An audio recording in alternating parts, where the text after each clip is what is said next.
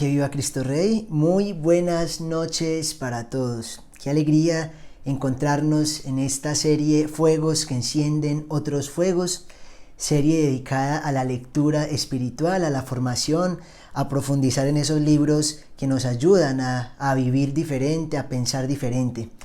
Hace 8 días terminamos la primera serie, que fue el libro de 3 trampas en el noviazgo. Fueron 10 charlas en las que abordamos todos los temas que este libro proponía y que realmente fue de un fruto impresionante, y sabemos que poder ir a estas charlas va a seguir ayudando a muchas personas, a muchas parejas, a muchos noviazgos y también a muchos matrimonios. Así que los que deseen, voy a dejar aquí en la descripción de este video el link donde están todas las charlas, o sea, la lista de reproducción donde están todas las charlas de 3 trampas en el noviazgo. Son 10 charlas que van a ayudar en cualquier momento que se vean a los noviazgos, a los matrimonios y a las personas que sueñen con esa vida matrimonial, conyugal. Es espectacular. Hoy vamos entonces a entrar a otra lectura, vamos a iniciar otro ciclo. Pensé mucho en qué libro leer y bueno, hoy les tengo una grata sorpresa. Entonces bueno, iniciemos con oración y que sea el Espíritu Santo quien nos ilumine. En el nombre del Padre, del Hijo y del Espíritu Santo. Amén.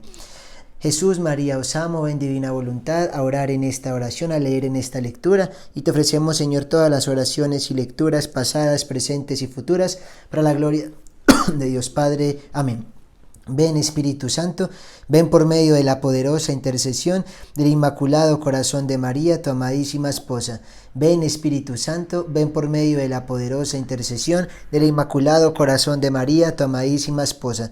Ven, Espíritu Santo, ven por medio de la poderosa intercesión del Inmaculado Corazón de María, tu amadísima esposa. Amén. Nos encomendamos a la Madre de Dios y le decimos: Dios te salve María, llena eres de gracia, el Señor es contigo, bendita eres entre todas las mujeres y bendito es el fruto de tu vientre Jesús. Santa María, Madre de Dios, ruega por nosotros pecadores, ahora y en la hora de nuestra muerte. Amén. Y nos encomendamos a San Miguel Arcángel para que nos proteja de todo mal y peligro. San Miguel Arcángel, defiéndenos en la pelea, sé nuestro amparo contra la maldad y las acechanzas del demonio. Mándale, Señor, que no nos haga daño, como humildemente te lo suplicamos, y tú, oh príncipe de las milicias celestiales, armado del poder divino, precipita al infierno a Satanás y a todos los espíritus malignos que para la perdición de las almas vagan por el mundo. Amén. Bueno, nuevamente que viva Cristo Rey, bienvenidos a esta nueva serie de Fuegos que encienden otros fuegos. Como les decía ahorita, no sabía qué libro escoger, no quería seguir de inmediato en la misma línea como de relaciones afectivas, matrimoniales, y como toda la semana tenemos diversas charlas, diversas formaciones como tan profundas, tan duras, apologética, consagración, en fin. Entonces pensaba yo como un libro fresco, un libro diferente, pero que no dejara de formarnos, que no dejara de enseñarnos y que no dejara de cumplir el objetivo de esta serie de los sábados, que es avanzar en la lectura espiritual y en el conocimiento de distintas obras. Entonces me iluminó, digo yo, el Espíritu Santo para acercarnos a un autor, y que desde esto ya va a ser algo un poquito, no sé, como polémico quizá, pero yo sé que va a ser tomado de la mejor manera. Les hablo de un autor irlandés, de un prolífico escritor. Este hombre fue maestro, fue educador, impresionante, exateo, luego converso, cristiano impresionante, uno de los más grandes exponentes del anglicanismo en su época, hasta llegar a ser uno de sus más grandes apologeta. Pero no alcanzó, y digo no alcanzó por lo que ahorita les voy a leer y les voy a contar sobre él, a llegar al catolicismo oficialmente. No llegó a abrazar la fe católica en su totalidad, así que no podemos decir que se convirtió al catolicismo, pero curiosamente llevó a muchas personas al catolicismo, y hoy todavía sus escritos y sus libros nos siguen acercando a muchos a la Iglesia de Cristo. Es impresionante. Abrazaba muchas de las verdades de nuestra fe católica. Su gran amigo, hubo unos vaivenes en esta amistad, pero su gran amigo que lo ayudó a convertirse al cristianismo, de ser ateo a ser cristiano, fue J.R.R. Tolkien, que pues también es un famoso escritor católico y que también lo conocemos por varias obras que han sido llevadas a la pantalla grande. al séptimo arte de los libros de J.R.R. Tolkien. Pues muy bien, estoy hablando nada más y nada menos que de C.S. Lewis, pues como se pronuncia en español, realmente C.S. Lewis, algo así, o Luis. Es un nombre pues inglés, entonces no me voy aquí a complicar, pero casi todos lo conocemos por C.S. Lewis, ¿cierto? Que son sus siglas. Y es un hombre increíble, un escritor impresionante, de verdad que me ha dado gusto, y yo creo que todos conocemos su obra por las famosas Crónicas de Narnia. Si no lo sabían, él fue el escritor de las Crónicas de Narnia. Y bueno, voy a dejarles para leerles una parte interesante sobre su vida, para entrarles a contar de qué libro les vamos a hablar, aunque bueno, desde la publicidad ya de hace unos minutos, pues seguramente saben de qué libro vamos a tratar, pero espero que estén tan emocionados como yo y que disfrutemos mucho esta lectura y esta nueva serie que hoy empieza en esta lectura de los sábados. Que viva Cristo Rey, que viva. Incluso quiero recordar bien cómo se pronuncia el nombre de este hombre, C.S. Lewis. Si es Luis, creo que es Luis o Leus, bueno, bendito Dios, se me olvidó porque lo había practicado. Dice así: nacido en Irlanda en 1898, ejerció la profesión de educación, o sea, fue del siglo XIX ya finalizando, y terminó su vida, pues muere en el siglo XX.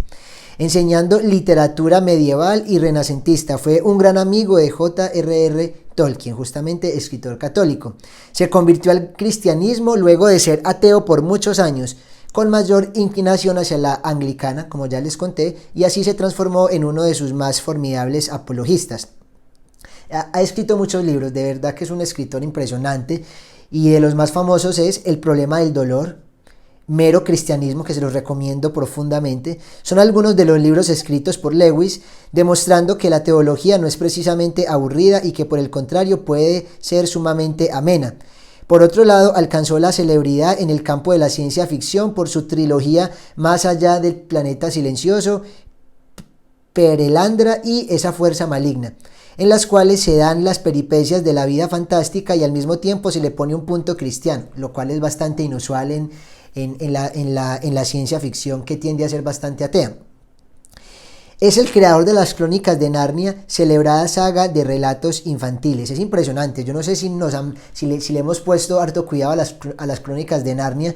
Lástima pues que solamente nos quedemos con las películas, porque los libros existen y son una mola de libros impresionantes, pero justamente se da uno cuenta que en las Crónicas de Narnia está un pensamiento cristiano bastante arraigado, incluso también bastante católico. Él no llegó a ser católico, pero abrazaba muchas creencias. Por decir algo, él creía en la confesión, él creía en el purgatorio, en fin, en cosas bastante católicas. Y en las Crónicas de Narnia pues dejó ver todo esto, su cristianismo puro y duro. Vemos que Aslan, este león, pues es Cristo, es Jesús. Y los que de pronto no se han visto Narnia a estas alturas, pues no les voy a dañar la historia, pero los invito a que la vean. Las películas son sumamente divertidas y pues el libro es también encantador. Entonces, yo sé que conocen por lo menos que existe esa película, entonces se la recomiendo profundamente, así como también todas las películas inspiradas en los escritos de J.R.R. Tolkien, que si no estoy mal son El Hobbit y varias por ese estilo. Entonces, bueno, estamos hablando de un hombre que fallece en 1963, sea un poco más allá de la mitad del siglo XX, y lo mejor que definiría a Lewis sería decir que él también pertenecía a esa maravillosa tradición de la lengua inglesa en la que se encuentran varios, y obviamente allí él habla de bastantes temas cristianos y de bastantes temas morales, teológicos, espirituales, pero de una forma bastante amena, bastante diferente. Bueno, esta es como una parte primero que todo bibliográfica. Ahora quiero ir a unas preguntas, porque de verdad que me he estado encarretando mucho con este autor. Y quiero decirles que los libros que tengo de él, porque para la gracia de Dios tengo algunos, son de editoriales católicas, de casas católicas. O sea, lo vemos de alguna manera tanto que acogido en nuestra espiritualidad, que hay varias páginas que dicen los 7 libros o los tantos libros que todo católico debe leer de Lewis, ¿cierto? Me disculpará el que de pronto esté en su casa diciendo, pero ¿cómo que Lewis no sabe pronunciarlo? Somos colombianos y yo no me voy a complicar con el inglés que no sé pronunciar ese nombre todavía. Entonces se los prometo que dentro de 8 días quizá les venga ya diciéndose ese Lewis o Lewis o Luis, bueno, no me acuerdo. Pero entonces, de verdad, estoy muy encarretado, estoy muy contento ver que están en librerías católicas, ver que en las grandes editoriales como es la editorial Rialp, pues tiene sus libros, pues me da mucha confianza, me da mucha tranquilidad. Grandes predicadores, algunos amigos hablan de este hombre, hasta que me picó el bichito de la curiosidad. Compré hace ya algunos meses sus libros y bueno, estaba esperando el momento para poderlo compartir, y cuando terminé las 3 trampas en el noviazgo dije, es el momento de hablar un poquito de este autor y de hacer como un pare para ir intercalando como entre ciertos temas y no cansarnos y no agotarlos todos de inmediato. Entonces, incluso hay una frase que me impactó mucho que dice, Lewis tenía creencias más católicas que protestantes, pero también tenemos que aceptar que no se convirtió en vida. No se convirtió en vida, no podemos decir que murió católico porque sería una mentira, o sea, no le estaríamos pues haciendo honor a la verdad con esto, pero pues sí quiero resaltar varias cosas de algo que aquí encontré. Ciertamente no sería exacto y por tanto no haría justicia a la verdad describir a Lewis como católico. También hay pocas dudas de que Lewis hubiera considerado esta descripción injusta, ¿sí ven? Por otro lado, hay motivos para considerarle casi católico o criptocatólico, como demuestra un libro, del cual pues aquí he buscado algunas reseñas. Este libro, incluso quiero que sepan cómo se llama C.S. Lewis y la Iglesia Católica. Es un libro que quiero tener, es un libro que solamente con la reseña que les estoy leyendo me impactó bastante.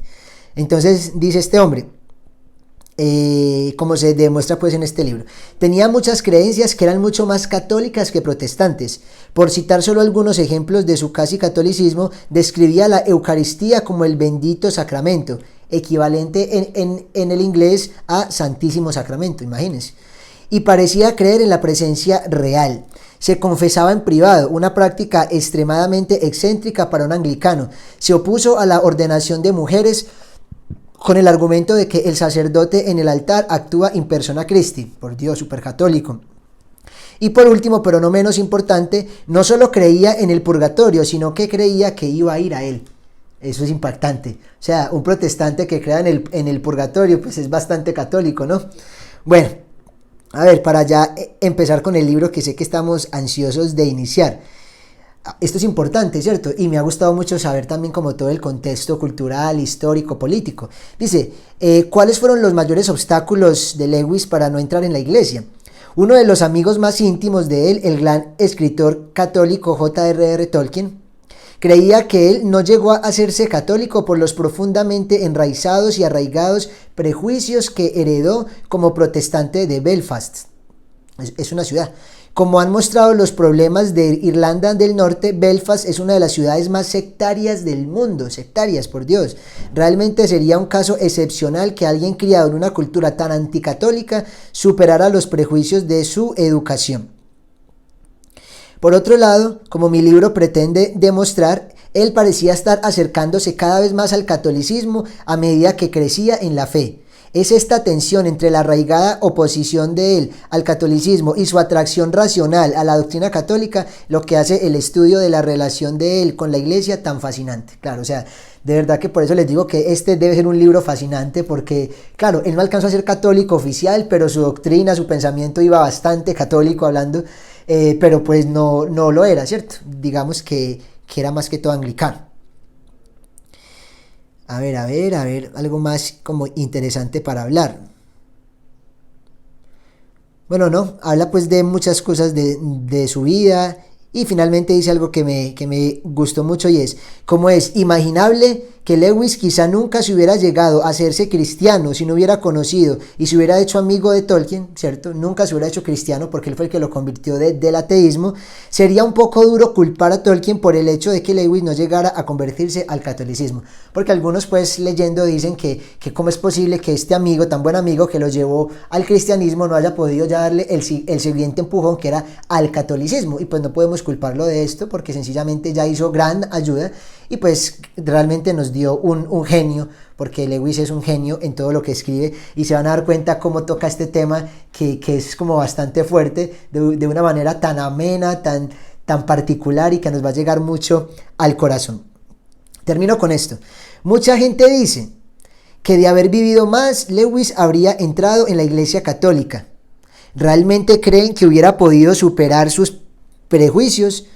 ¿Lo habría tenido más fácil si en su tiempo hubieran existido provisiones pastorales u ordinarios como los que hoy hay para acoger a los ex anglicanos? Entonces vamos a responder la última dudita. Dice: en muchos aspectos esta es una cuestión irrelevante e hipotética. Tenemos que aceptar el hecho de que él no se convirtió al catolicismo en vida, lo tenemos que aceptar. Y sin embargo también hay que decir que él se habría sentido absolutamente horrorizado por el abandono de la iglesia anglicana de la ortodoxia, ¿cierto? O sea, de todo lo que hoy realmente son los anglicanos, yo creo que hubiera estado lejos Lewis, pero lejísimo. En mi libro aludo cómo el anglicanismo se ha ido hundiendo del mero cristianismo, tomando el mismo título de él, que es un libro que escribió que es increíble Lewis, que él mismo promovió a un cristianismo pantanoso, ¿cierto? De relativismo disfrazado de fe, lo que hoy es el anglicanismo. Es muy difícil creer que Lewis habría o hubiera podido permanecer en una iglesia que había abandonado todo lo que él luchó por defender y afirmar en su vida y su trabajo. Creo que la provisión pastoral de un papa, Benedicto XVI por decir algo, bien podría haber ayudado a Lewis a venir a casa, como ha ayudado a muchos otros anglicanos.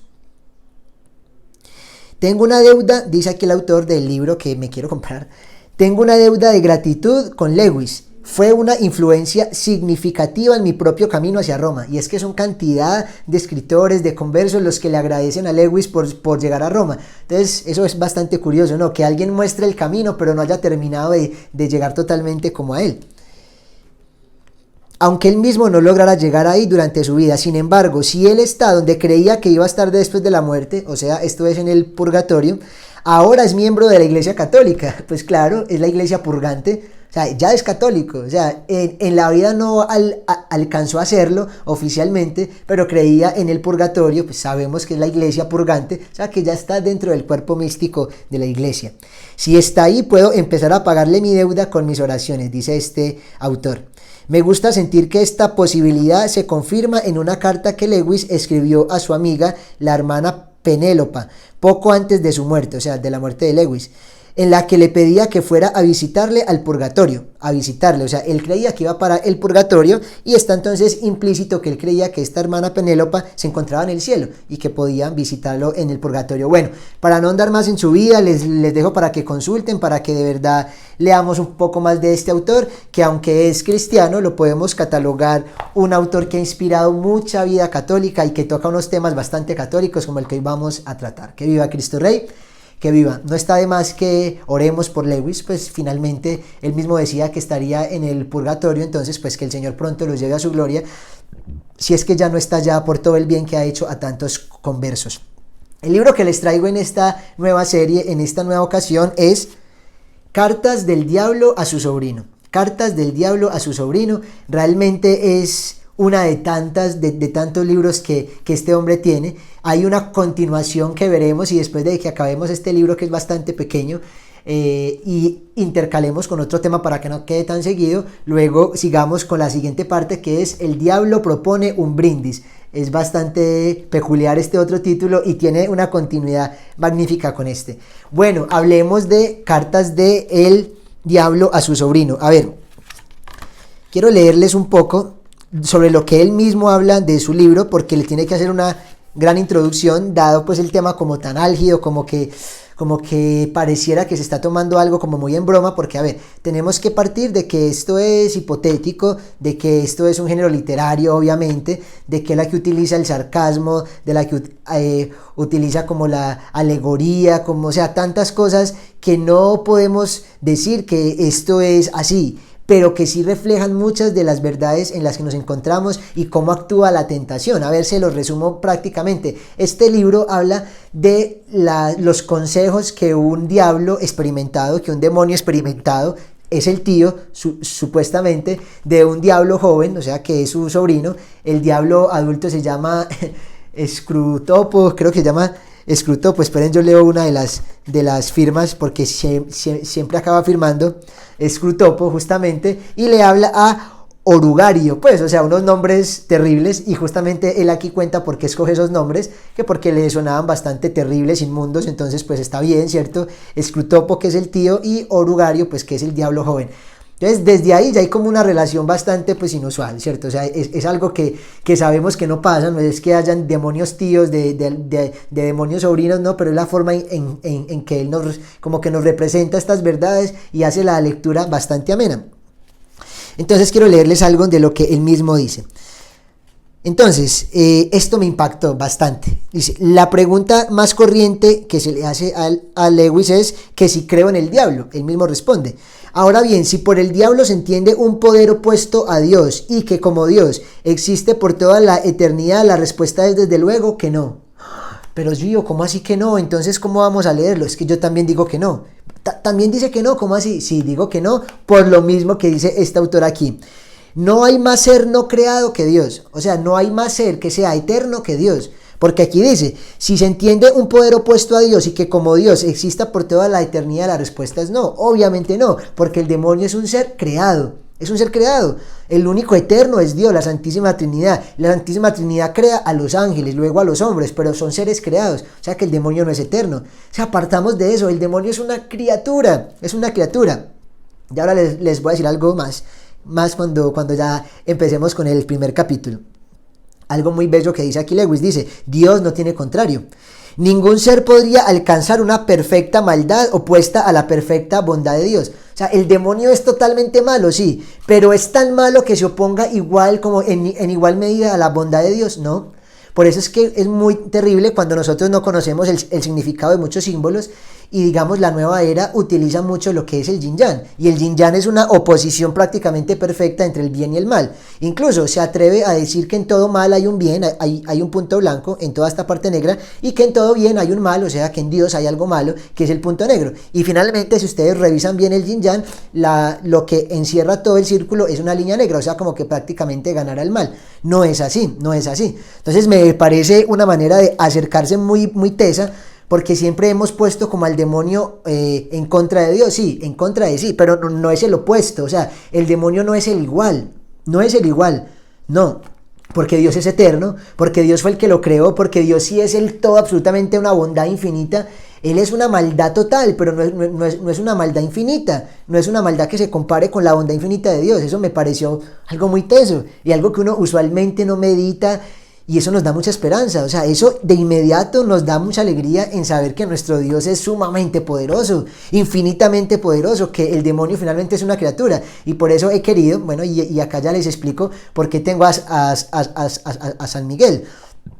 Lo tengo porque hay una situación con el tema del demonio, y es de que ya lo va a contar aquí Lewis mismo, eso ya lo hemos hablado, lo hemos ya predicado en otras partes, y hace poquito, justamente el martes pasado, lo hablamos en la charla de ángeles y demonios, sobre el tema de que hay dos extremos, y que hay que cuidar siempre los extremos porque son dañinos. Entonces hay un extremo en el que se cree que no existe el demonio, un extremo terriblemente ateo, materialista, y hay otro extremo en el que se juega con el demonio, en el que ya se visita, en el que ya se empieza como a juguetear con sus cosas y caemos en hechicería, en brujería, en cualquier cosa nueva era.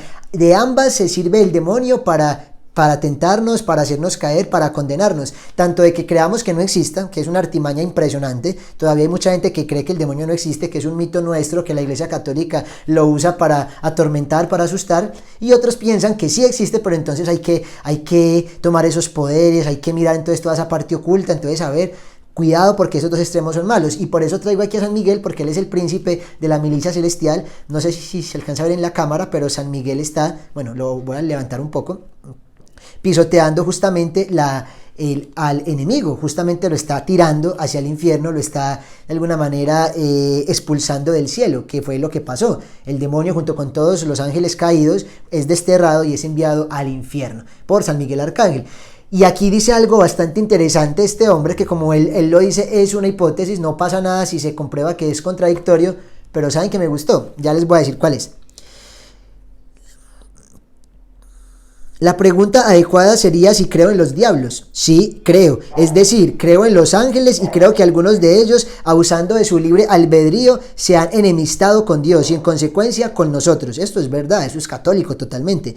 A estos ángeles podemos llamarles diablos. No son de naturaleza diferente que los ángeles buenos, para nada, pero su naturaleza es depravado. Diablo es lo contrario que ángel. Tan solo como un hombre malo es lo contrario de un hombre bueno. Satán, el cabecilla o dictador de los diablos, no es el contrario de Dios, sino el contrario de San Miguel Arcángel.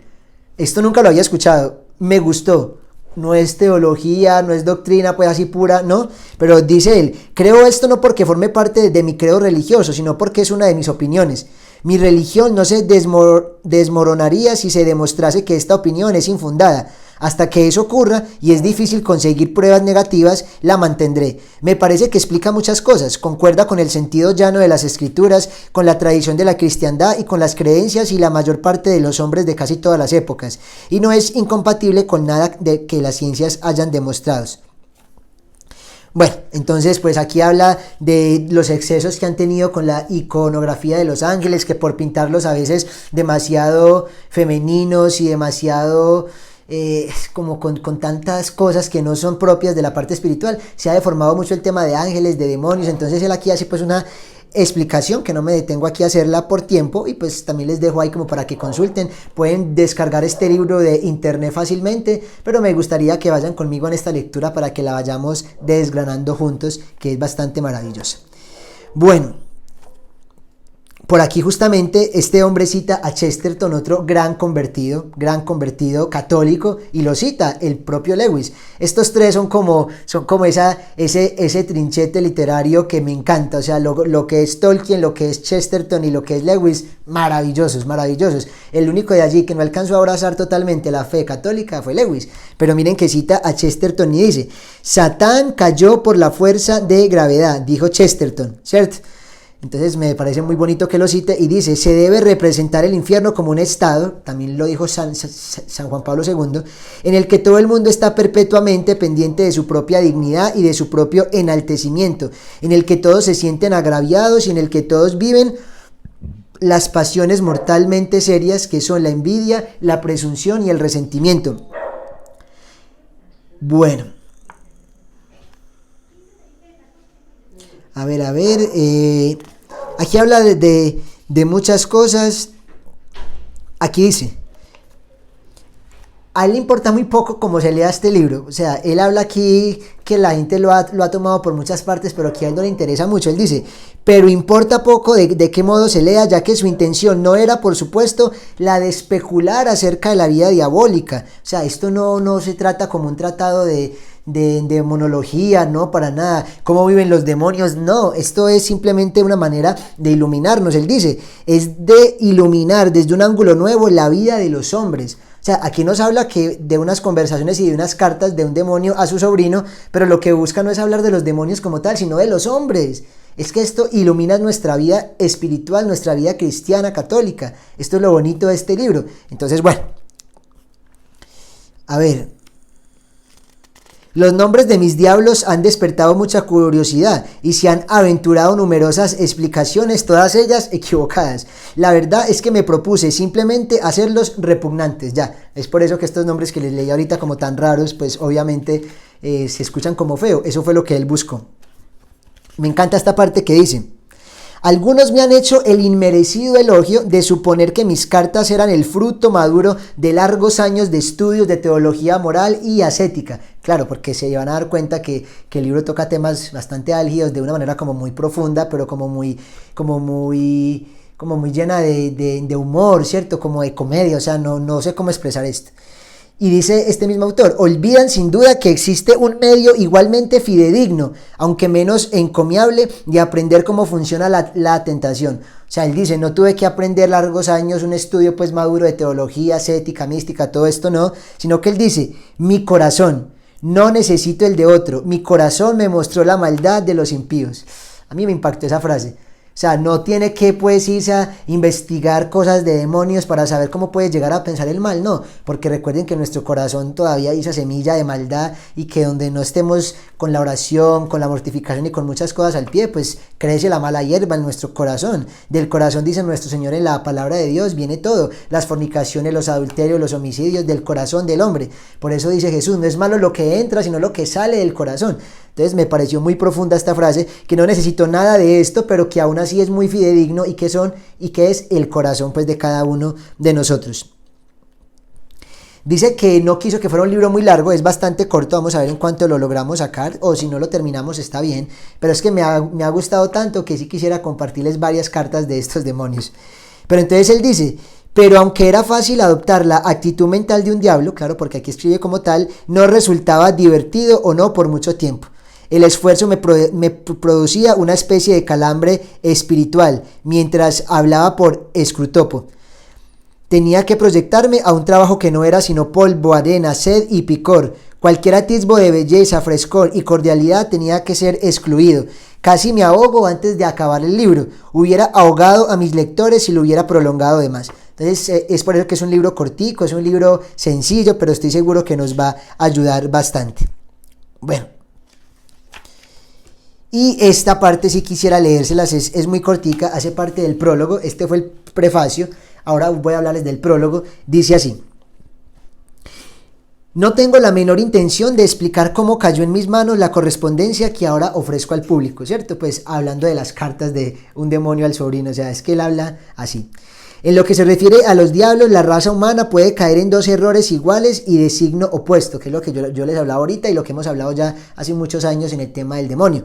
Uno consiste en no creer en su existencia, el otro en creer en los diablos y sentir por ellos un interés excesivo y malsano. Cuidado con esto. Los diablos se sienten igualmente halagados por ambos errores y acogen con idéntico entusiasmo a un materialista que a un hechicero. Frase sota.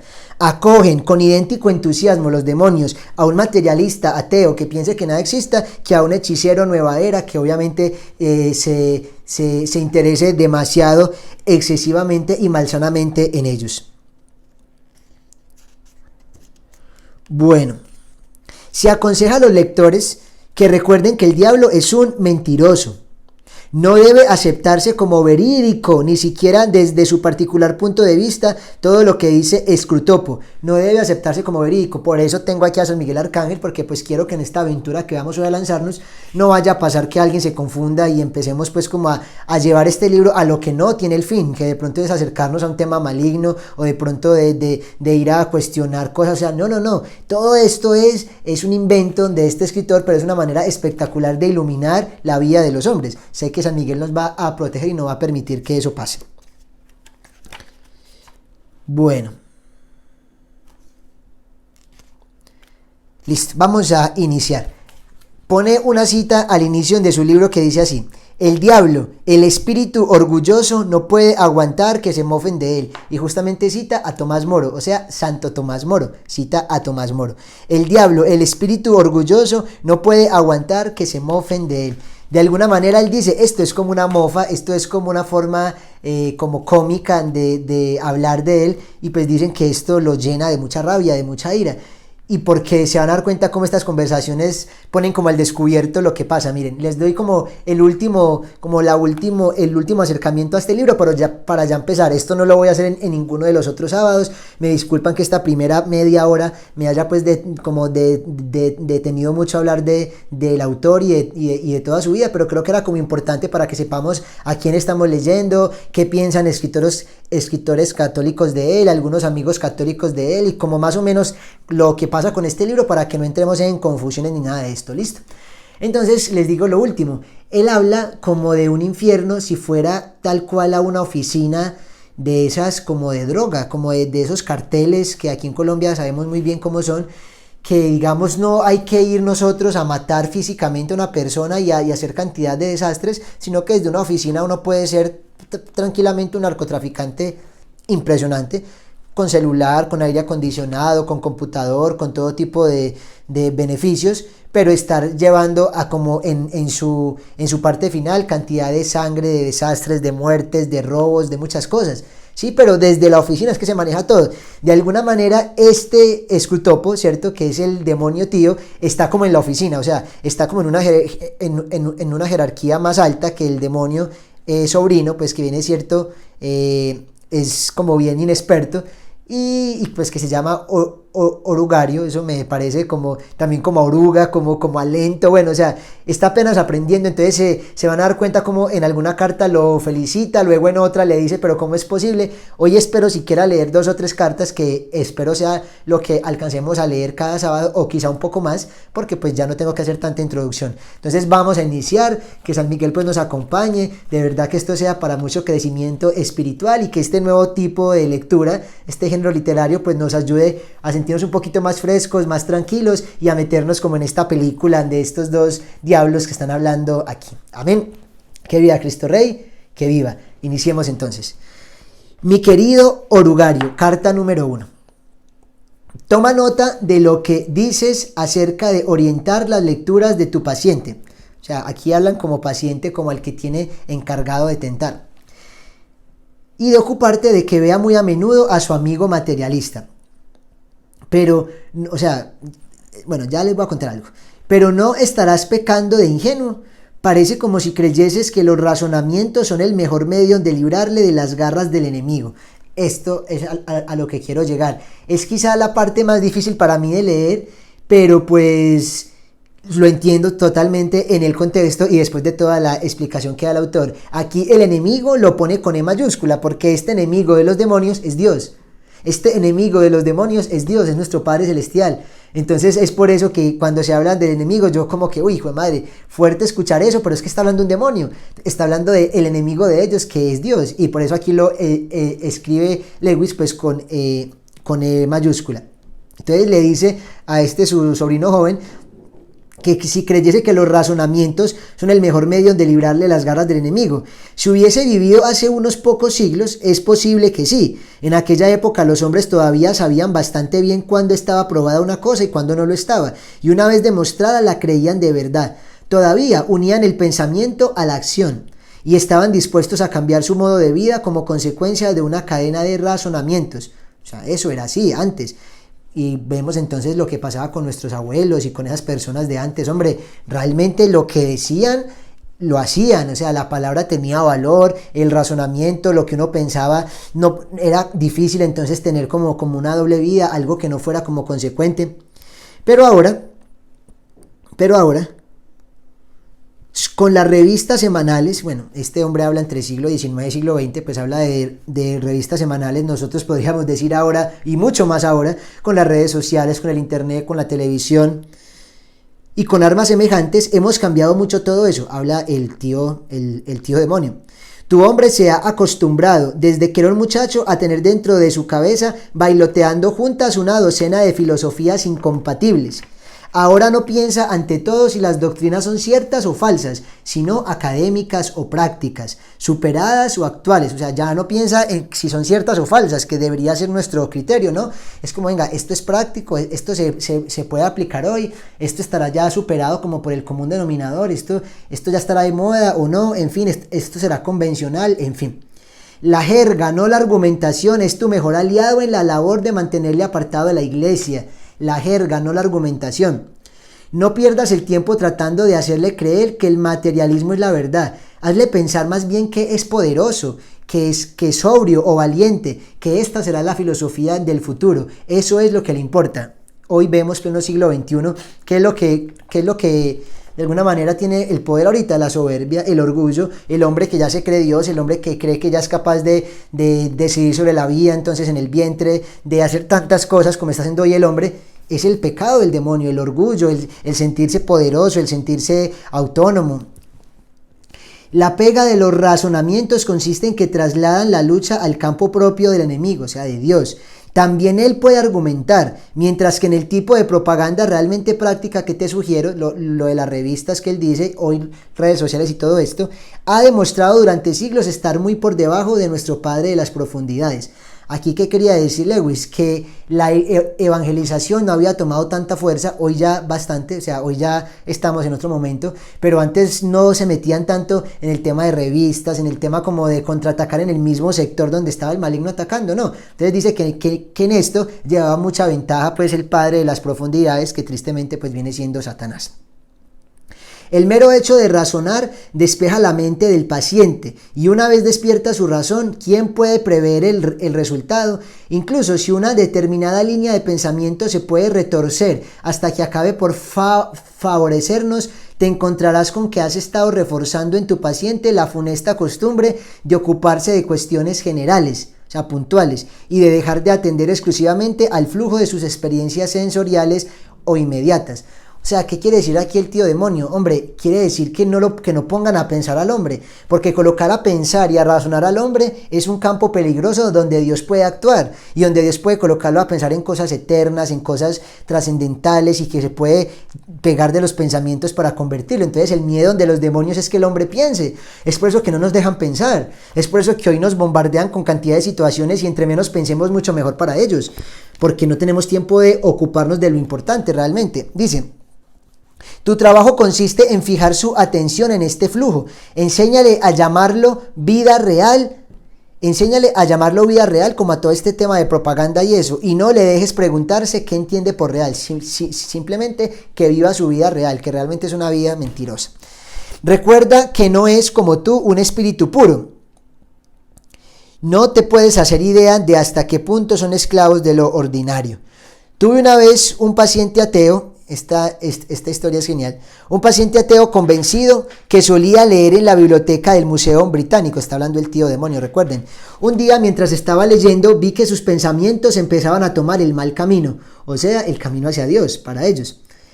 El enemigo estuvo a su lado al instante, o sea, Dios inmediatamente llegó, por supuesto. Y antes de saber a ciencia cierta dónde estaba, vi que mi labor de 20 años empezaba a tambalearse. Imagínense, con una sola acción de Dios donde debe ser, el demonio empieza a perder todo un recorrido.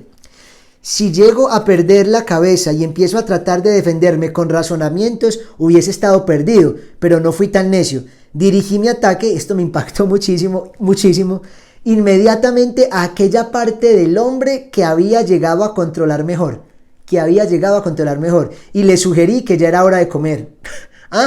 Que ya era hora de comer. O sea, tenía controlado esta parte del apetito, de la gula impresionante. ¿A cuánto nos domina la comida? ¿A cuánto nos domina el hambre? Y no creemos que de pronto por allí se puede escabullir también el demonio fuertemente, tanto que es un pecado capital, la gula. Presumiblemente, y le sugerí, que ya era hora de comer. Presumiblemente, sabes que nunca se puede oír exactamente lo que les dice. O sea, le está preguntando al demonio joven, sobrino, que si sabe que los demonios no pueden saber lo que Dios nos dice. Y eso me encanta porque es verdad. Eso sí lo sabemos nosotros. Ellos no pueden leer nuestros pensamientos. Ellos no pueden saber entonces qué nos dice Dios, qué nos dice nuestro ángel de la guarda. No, ellos están sordos a eso. Solamente pueden ver cómo actuamos. El enemigo contraatacó diciendo que aquello era mucho más importante que la comida. Por lo menos creo que esa debía ser la línea de su argumentación, porque ellos no lo escuchan. Porque cuando yo dije, exacto, de hecho es demasiado importante como para abordarlo a última hora de la mañana, la cara del paciente se iluminó perceptiblemente y cuando pude agregar, mucho mejor volver después del almuerzo y estudiarlo a fondo con la mente despejada, iba ya camino a la puerta. Entonces, ¿qué fue lo que pasó aquí? Un hombre se estaba dejando llenar de pronto de buenas ideas y de buenos pensamientos por un libro. Dios estaba allí acompañándolo. Casi pierde el trabajo de 20 años este demonio con un hombre ateo. Pero entonces le hizo decir, venga, no, pero lo que yo tengo más dominado en este hombre es el hambre, pues digámosle que es hora de comer. Entonces Dios actuó y le dijo, no, pero es que esto es muy importante. Se supone que lo dijo porque él respondió sin saber qué dijo Dios. Exacto, o sea, él como que asume muchas cosas, tanto de lo que puedes llegar a decir la parte buena como de lo que nosotros llegamos a pensar. Él no conoce nuestros pensamientos, pero realmente intuye muchas cosas porque nos ve actuar todo el tiempo, ¿cierto? Como tenemos un ángel de la guarda, también se dice que tenemos un demonio de la guarda, ¿cierto? O varios. Entonces están siempre pendientes de cómo tentarnos. Entonces luego le dijo, sí, sabes, es tan importante que mejor vienes después de almuerzo. Entonces miren cómo va cogiendo como la misma línea que se suponía había dicho Dios. Entonces dice como el hombre, el paciente para ellos, como venga, sí. Y luego le dije, no, es que de verdad esto es mejor, es estudiarlo mucho mejor cuando vuelva, en fin, con la cabeza más despejada. Y cuando termina de decir eso, el paciente ya iba hacia la puerta. ¿Eh? Increíble. Continúo. A ver, me perdí. Hacia la puerta. Una vez en la calle, la batalla estaba ganada. Le hice ver un vendedor de periódicos que anunciaba la edición del mediodía y un autobús número 73 que pasaba por allí. Y antes de que hubiese llegado al pie de la escalinata ya él había inculcado la convicción indestructible de que a pesar de cualquier idea rara que pudiera pasársele por la cabeza a un hombre encerrado a solas con sus libros, o sea, las ideas buenas que estaba teniendo, una sana dosis de vida real, con lo que se refería al autobús y al vendedor de periódicos, era suficiente para demostrar que ese tipo de cosas, las buenas en las que Dios estaba actuando, no pueden ser verdad. Sabía que se había salvado por los pelos y años después solía hablar de ese confuso sentido de la realidad que es la última protección contra las aberraciones de la mera lógica. O sea, este ateo siguió siendo ateo, o sea, se salvó por los pelos de convertirse, dice este tío demonio. O sea, lo hubiese dejado un poco más como en ese razonamiento de un buen libro y se hubiese convertido. Pero logró sacarlo, lo logró dispersar, le puso cantidad de situaciones, lo dispersó totalmente, nunca volvió después del almuerzo como dijo que iba a volver supuestamente y siguió siendo ateo. Y finalmente entonces luego dice pues que ese confuso sentido de la realidad, que es la última protección contra las aberraciones de la mera lógica. O sea, cuidado porque el demonio no quiere que nos demos cuenta de la verdad. Él no quiere que nos concentremos, que razonemos, que nos concentremos en una idea especial, porque sabe que empezamos a razonar y Dios empieza a hablar. Porque Dios nos dio justamente entendimiento, nos dio voluntad, nos dio inteligencia y nos habla también allí. Claro que habla también directamente al corazón, pero se vale también del entendimiento para hablarnos. Ahora está a salvo en la casa de nuestro Padre, y dice el demonio, o sea que este ateo se condenó en esta historia. Empiezas a coger la idea, gracias a ciertos procesos que pusimos en marcha en su interior hace siglos, les resulta a los hombres totalmente imposible creer en lo extraordinario, mientras tienen algo conocido a la vista. Claro, es mucho más fácil ver el autobús que pasa, el periódico, o sea, la vida real supuestamente, en vez de pensar en algo extraordinario, en algo supremo, en algo sobrenatural. No dejes de insistir acerca de la normalidad de las cosas. Sobre todo, no intentes utilizar la ciencia como defensa contra el cristianismo, porque con toda seguridad le incitarán a pensar en realidades que no puede tocar ni ver. Se han dado casos lamentables entre los físicos modernos, claro, pleno siglo XX, conversión de cuantos físicos, científicos, totalmente científicos físicos, convertidos al catolicismo, al cristianismo. Entonces los demonios están lamentando de muchos conversos justamente que han perdido en la ciencia. Y si ha de juguetear con las ciencias, o sea, si se ha de meter con algo pues de ciencia, que se limite a la economía y a la sociología. No le dejes alejarse de la invaluable vida real, que sabemos que es meramente como lo que lo dispersa. Pero lo mejor es no dejarle leer libros científicos, sino darle la sensación general de que lo sabe todo y que todo lo que haya pescado en conversaciones o lecturas es el resultado de las últimas investigaciones. O sea, como que realmente él crea que lo sabe todo, que no necesita profundizar en absolutamente nada. Acuérdate de que estás allí para embarullarlo, o sea, para enredarlo. Por como habláis algunos demonios jóvenes, cualquiera creería que nuestro trabajo consiste en enseñar. Realmente no enseñan, lo que hacen es totalmente lo contrario, pero él dice, parecería que consiste en enseñar. Tu cariñoso tío Scrutopo. Y así firma las cartas. ¿Ah? ¿Cómo les pareció esta carta? Impresionante, miren cómo es el estilo de lo que vamos a ir leyendo cada 8 días y aunque son cartas fantasiosas, dejan ver claramente lo que le pasa al hombre de hoy. Se ocupa de tantas cosas que no se ocupa de lo importante, de lo trascendental, no piensa en eso siquiera. Interesante, interesantísimo. Segunda carta, y yo creo que alcanzamos a leer esta y no mucho más. Dice, mi querido orugario, esta es la otra parte. Veo con verdadero disgusto que tu paciente se ha hecho cristiano. Pero escuchen pues esta carta tan fuerte, tan para nosotros. No te permitas la vana esperanza de que vas a conseguir librarte del castigo acostumbrado. De hecho, confío en que en tus mejores momentos ni siquiera querrías eludirlo. Hay un castigo porque se convirtió al cristianismo este paciente. Mientras tanto, tenemos que hacer lo que podamos en vista de la situación. Pero miren lo que dice. No hay que desesperar. Cientos de esos conversos adultos, tras una breve temporada en el campo del enemigo, han sido reclamados y están ahora con nosotros. Todos los hábitos del paciente, tanto mentales como corporales, están todavía de nuestra parte. Claro, es un recién converso. En la actualidad, la misma iglesia es uno de nuestros grandes aliados. No me interpretes mal. No me refiero a la iglesia de raíces eternas que vemos extenderse en el tiempo y en el espacio, temible como un ejército con las bandas desplegadas y ondeando al viento. Aquí, sin saberlo, está hablando de la iglesia católica. Confieso que es un espectáculo que llena de inquietud incluso a nuestros más audaces tentadores, pero por fortuna se trata de un espectáculo completamente invisible para esos humanos. Todo lo que puede ver tu paciente es el edificio a medio construir, un estilo gótico de imitación que se levanta en el nuevo solar. O sea, cuando un humano, dice aquí el demonio, ve la iglesia, no ve todo lo que está haciendo espiritualmente y cómo se ha sostenido por los siglos, sino que ve el edificio y ya. Triste realidad, pero es así. Y cuando penetra la iglesia, ve al tendero de la esquina que con una expresión un tanto salamera se abalanza hacia él para ofrecerle un librito reluciente con una liturgia que ninguno de los dos comprende y otro librito gastado por el uso con versiones corrompidas de viejas canciones religiosas, por lo general malas, en un tipo de imprenta diminuto.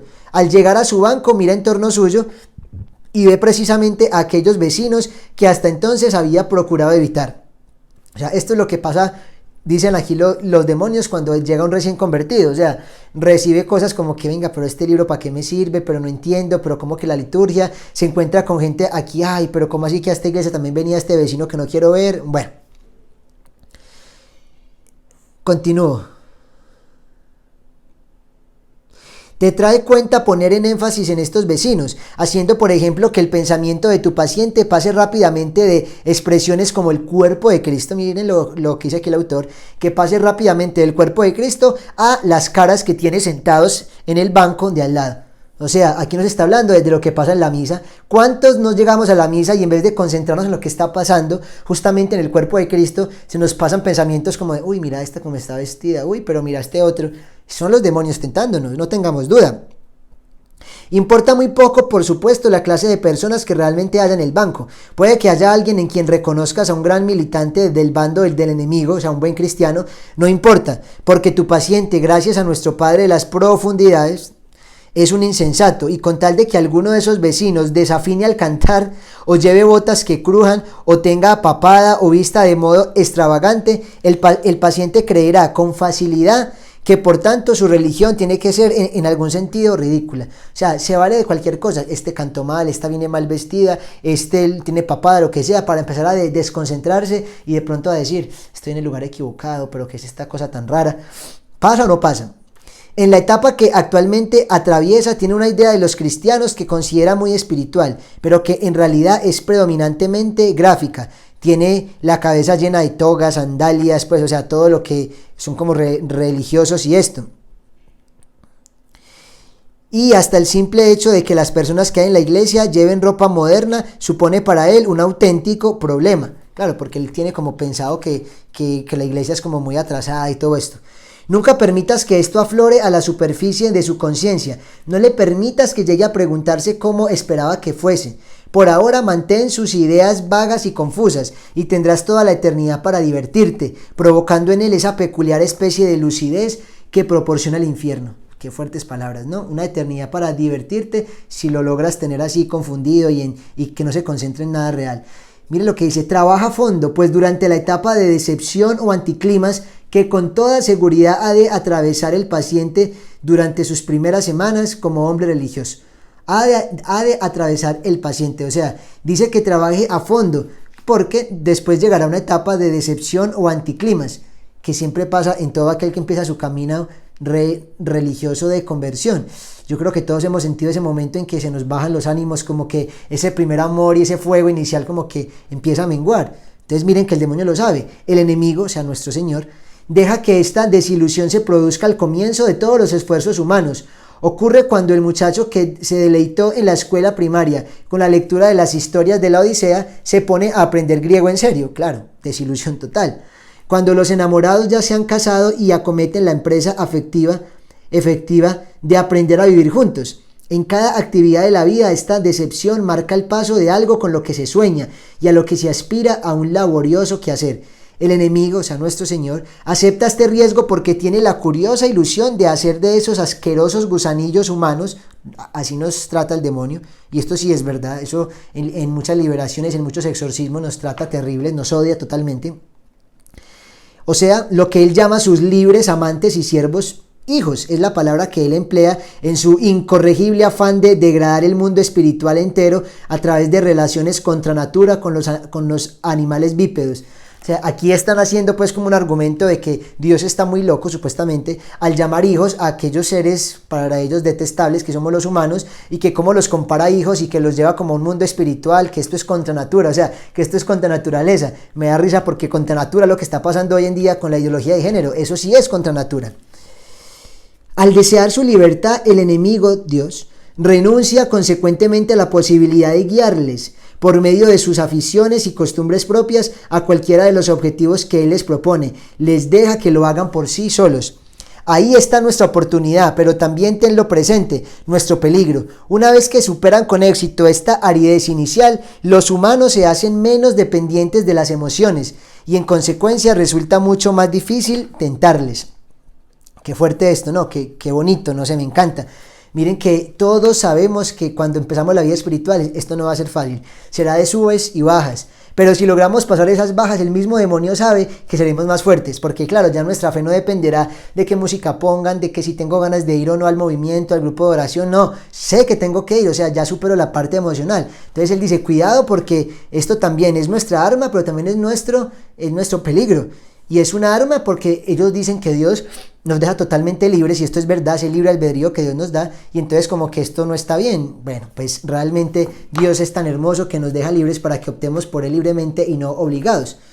Cuanto te he escrito hasta ahora se basa en la suposición de que las personas de los bancos vecinos no den motivos racionales para que el paciente se sienta decepcionado. Lo que hemos hablado aquí es meramente como que se desconcentre por sí solo.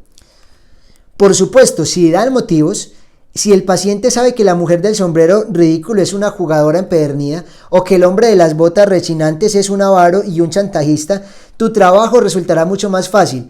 En tal caso te basta con evitar que se le pase por la cabeza la pregunta: si yo, siendo como soy, me puedo considerar un cristiano, ¿por qué los diferentes vicios de las personas que ocupan el banco vecino habrían de probar que su religión es pura hipocresía y puro formalismo? ¿Qué quiere decir esta pregunta que el demonio quiere evitar que uno se haga? Cuando uno ve un antitestimonio es terrible, y miren que es muy fuerte, aquí dice el demonio, que cuando alguien ve un antitestimonio es mucho más fácil para los demonios actuar, porque ya no solamente se desconcentra por lo que él mismo se permite pensar, sino que ya cuando se evidencia claramente alguna situación de pecado o de vicio, lo que sea, pues claro, más decepción y más rápido.